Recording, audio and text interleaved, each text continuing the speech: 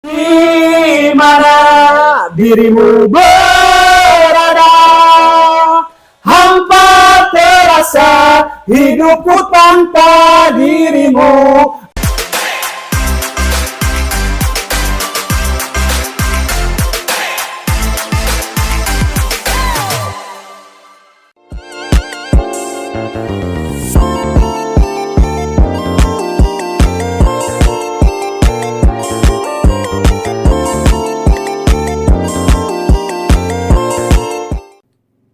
Bismillahirrahmanirrahim. Assalamualaikum warahmatullahi wabarakatuh. Waalaikumsalam.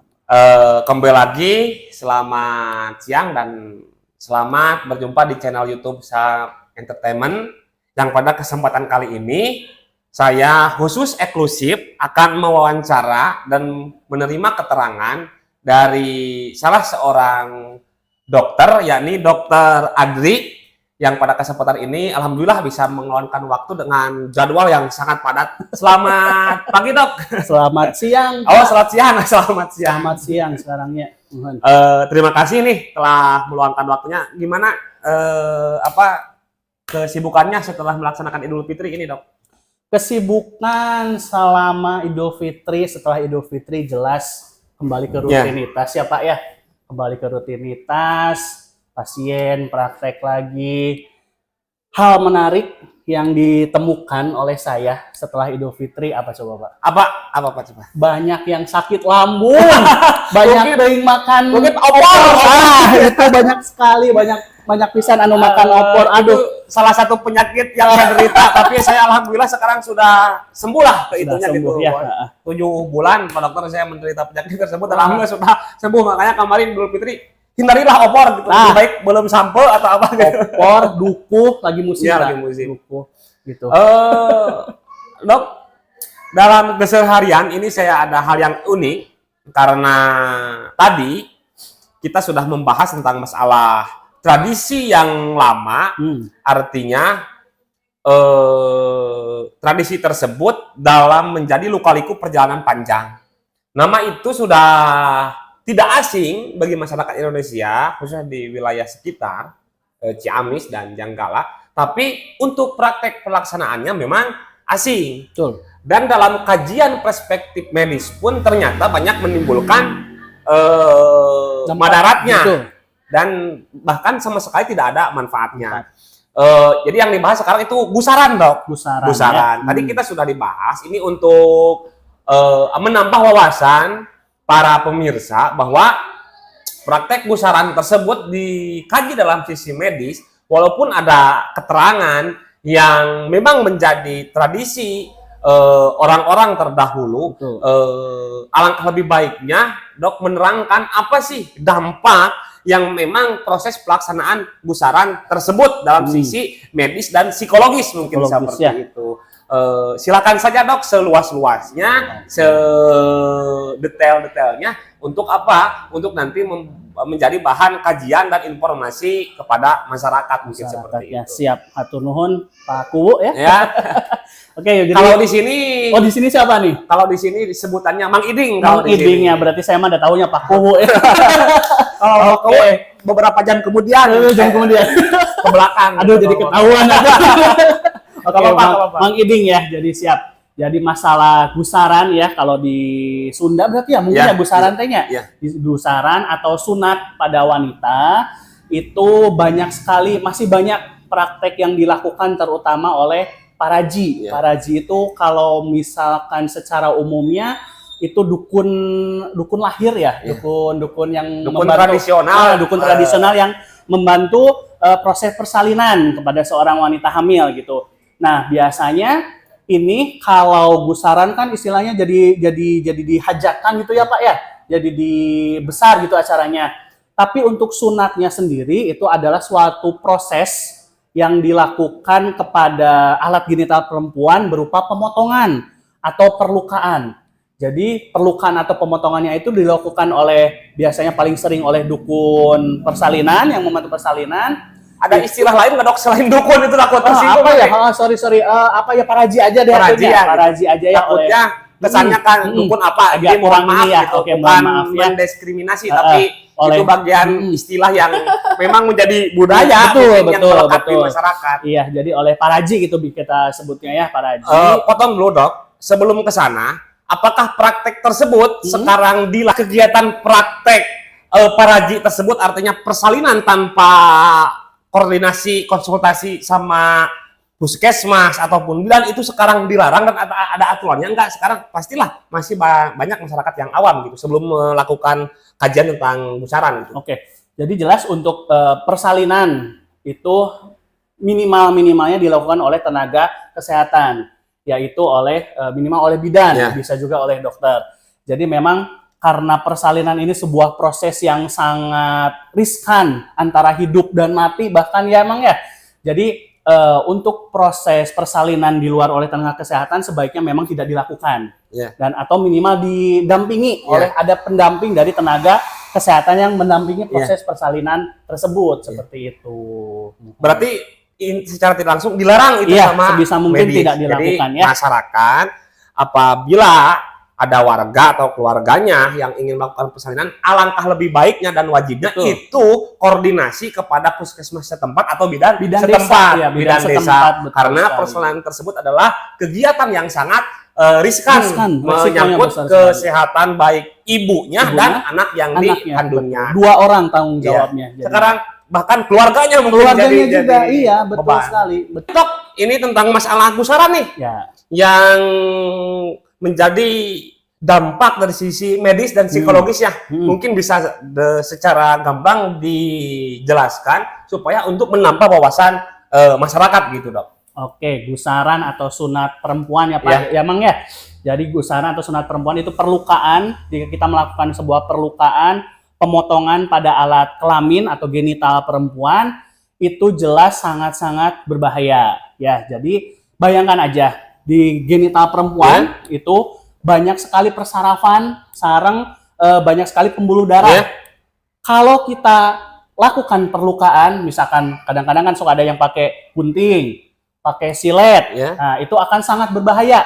Bahayanya apa saja? Ada 3 kemungkinan atau dampak yang bisa terjadi pada wanita atau pada anak perempuan yang dilakukan perlukaan pada alat genitalnya waktu misalkan masih kecil atau begitu dilahirkan, begitu ya Mang ya. Yang pertama, resiko segera atau yang menjadi resiko pada saat dilakukan perlukaan tersebut. Jelas perdarahan. Bisa terjadi perdarahan yang cukup banyak pada alat genitalnya karena di situ banyak sekali pembuluh darah. Kemudian bisa terjadi rasa nyeri yang luar biasa karena biasanya gusaran atau sunat perempuan ini dilakukan tanpa bius, Mang. Bayangkan saatnya mungkin sakit linuknya, bayangkan linuknya alat genital dilukai oleh benda tajam tanpa dibius dulu. Kita juga kan kalau dilukai di kulit, di tangan kan sakit sekali ya. Apalagi ini di alat genital. Itu bisa terjadi perdarahan, kemudian rasa nyeri yang luar biasa, bisa juga lukanya menjadi infeksi. Nah, itu dari cukup berbahaya. Segi psikologis gimana ini? Dari segi psikologis ini juga merupakan suatu dampak buruk yang sangat berbahaya bagi kedepannya. Biasanya orang-orang atau wanita yang dilakukan gusaran atau perlukaan pada genital perempuan, kedepannya akan menjadi semacam trauma. Ya tadi itu akibatnya dari rasa nyeri yang luar biasa yang dialami oleh anak tersebut waktu kecil, itu bisa terbawa hingga ke dia dewasa. Sehingga bisa timbul perasaan takut, perasaan nyeri pada saat nanti berhubungan seksual dengan suaminya, katakan seperti itu.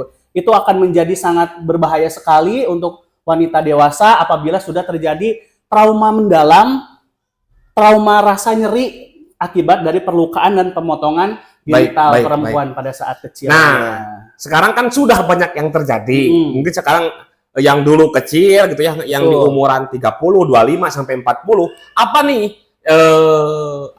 pengobatan atau alternatif ketika orang tersebut sudah melakukan gusaran dan timbul trauma dan timbul rasa nyeri, apa yang mesti dilakukan? Apakah konsul ke dokter atau ke psikiater dan lain sebagainya? Apa dok ini? Karena pastilah sudah banyak gitu yang melakukan gusaran tanpa medis. Betul sekali. Bagi teman-teman mungkin yang menyaksikan apabila misalkan ada bagian dari teman-teman yang mungkin mengalami kondisi seperti itu ya Mang ya. Itu yang pertama bisa konsultasi dengan petugas kesehatan terdekat. Misalkan ke dokter umum di puskesmas, bisa konsultasi terlebih dahulu, menyebutkan masalahnya yang apa yang dialami, kemudian keluhannya seperti apa, bisa diceritakan atau bisa dikonsultasikan kepada tenaga kesehatan terdekat. Contohnya ke puskesmas, ada dokter umumnya, bisa diceritakan keluhannya seperti apa. Dan kalau misalkan keluhan psikologisnya sudah cukup berat, yang bahkan dia traumanya sampai mendalam, sampai tidak bisa misalkan berhubungan seksual dengan suami, alternatif yang kedua bisa langsung konsultasi dengan dokter kesehatan jiwa atau psikiater untuk pengobatannya. Siap. Atau untuk tindak lanjutnya. Gitu. Terima kasih dok. Jadi alhamdulillah secara pintas kita sudah mengetahui dampak tentang gusaran dan bagaimana cara ketika sudah melakukan gusaran apabila terjadi psikologis ataupun rasa nyeri yang berkelanjutan. Jadi kepada warga atau kepada masyarakat luas, sebelum melakukan memang itu menjadi tradisi, alangkah lebih baiknya konsul dulu kepada bidan ataupun dokter setempat apa dampak negatif dan madaratnya tentang masalah gusaran. Ya. Seperti biasa dok, dalam kegiatan ini sebelum ditutup, ini ada sesi pertanyaan cepat dok. Oke, siap. Yang harus dijawab oleh dokter. Mohon maaf takut apabila ada yang menyinggung dok. Karena ini adalah sesi yang ini. Dan nanti harus ada dipersiapkan lagu terlebih dahulu satu dok. Aduh, harus lagu favorit. Lagu favorit. Ya, lagu favorit dokter. Satu dok, 3 pertanyaan nih. Harus dijawab. Ada 3. Oke, harus siap. dijawab dengan cepat. Siap. 1. Diselingkuhi atau menyelingkuhi? Menyelingkuhi. Anak atau istri? Istri. Naik pangkat tapi jauh dari keluarga atau tidak naik pangkat tapi dekat dengan keluarga? Naik pangkat tapi jauh dari keluarga. Wah, luar biasa. Terima kasih dok. Takutnya ini pertanyaannya bahaya. Mudah-mudahan tidak menjadi referensi untuk mencari istri kedua gitu terus Pak. Terima kasih dok telah main-main ke podcast saya. Sami-sami memberikan manfaat ilmu. Mudah-mudahan ada manfaatnya dan kegiatan ini masalah tentang gusaran ini harus ada kajian lebih dalam lagi terutama dari segi agama dan segi medis kajian yang lebih interaktif lagi. Ada dialog gitu, dialog seperti itu. Ya. Sebelum mengakhiri podcast ini atau sesi tanya jawab ini, satu lagi challenge dok. Apa lagu favoritnya dok? Hampa dari Ari Lasso. Oh, Hampa dari Ari Lasso. Selamat mendengarkan, kita tes apakah memang benar-benar menjadi lagu favorit atau tidak. Mudah-mudahan ini tidak menjadi referensi bahwa kehampaan hati seorang bahaya. Kita dengerin ini. Oke, siap. Kita dengerin dokter nyanyi lagu Hampa. Siap dok, sedikit aja lah sampai rap gitu. Wah, pasti yang umur-umur 30 plus mah tahu semua ya. Cuma ini liriknya agak sorry.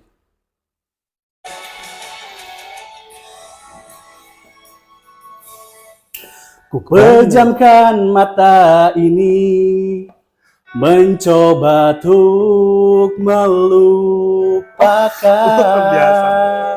Makin aku mencoba, bayangmu semakin nyata, merasuk hingga ke jiwa.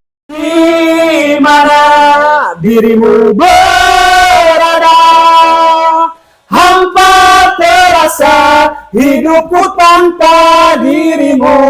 Ataukah di sana kau rindukan aku seperti diriku yang selalu merindukanmu, selalu merindukanmu.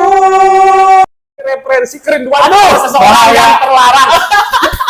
Terima kasih dok sudah main-main. Sehat selalu, sukses selalu, saling mendoakan dan mudah-mudahan warga masyarakat Indonesia khususnya bisa lebih hidup pola dana, bisa lebih hidup dengan pola sehat. Wah, sehat ya, siap. Amin. Terima kasih. Jangan lupa like, subscribe, and comment channel YouTube Sub Entertainment. Wassalamualaikum warahmatullahi wabarakatuh.